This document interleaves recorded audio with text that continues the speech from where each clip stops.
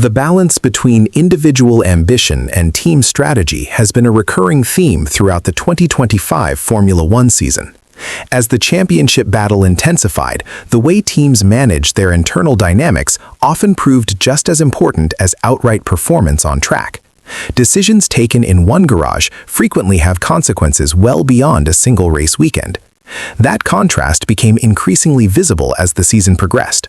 While some teams faced difficult calls over how to manage two drivers fighting at the front, others operated with a far clearer hierarchy. The impact of those approaches was felt not only in race outcomes, but also in the broader title picture. Max Verstappen experienced much of the 2025 campaign without meaningful support from the other side of the Red Bull garage. The team's latest attempt to address its long-running second-seat issues saw Liam Lawson promoted, only for the New Zealander to be replaced by Yuki Tsunoda after two difficult race weekends. Tsunoda also struggled to find consistent form and results, and was eventually moved into a reserve role for 2026, with Red Bull turning to Ishaq Hadjar. As a result, Verstappen effectively found himself fighting alone against the two McLaren drivers, Lando Norris and Oscar Piastri, during an unlikely late pushback into title contention. Despite lacking an additional strategic option within his own team, the Dutch driver believes that situation worked in his favor rather than against him.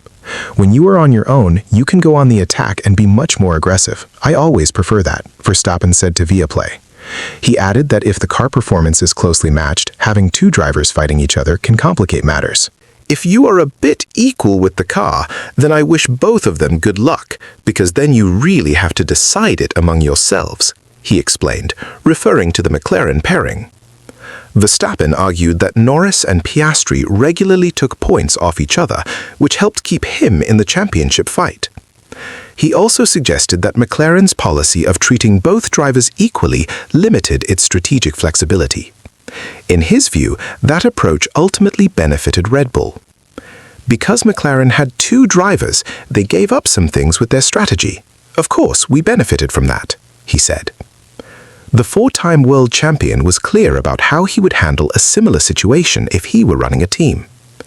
If I were a team boss, I would always have a clear number one and number two, Verstappen stated.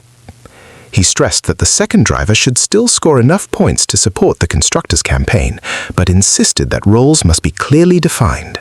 Verstappen also defended the so-called Papaya rules, noting that McLaren's internal structure helped keep the title fight alive until the final stages of the season. As teams look ahead to future campaigns, the debate over equality versus hierarchy remains unresolved. What's your take on this situation? Share your opinion below, and don't forget to subscribe to the channel for more Formula One updates.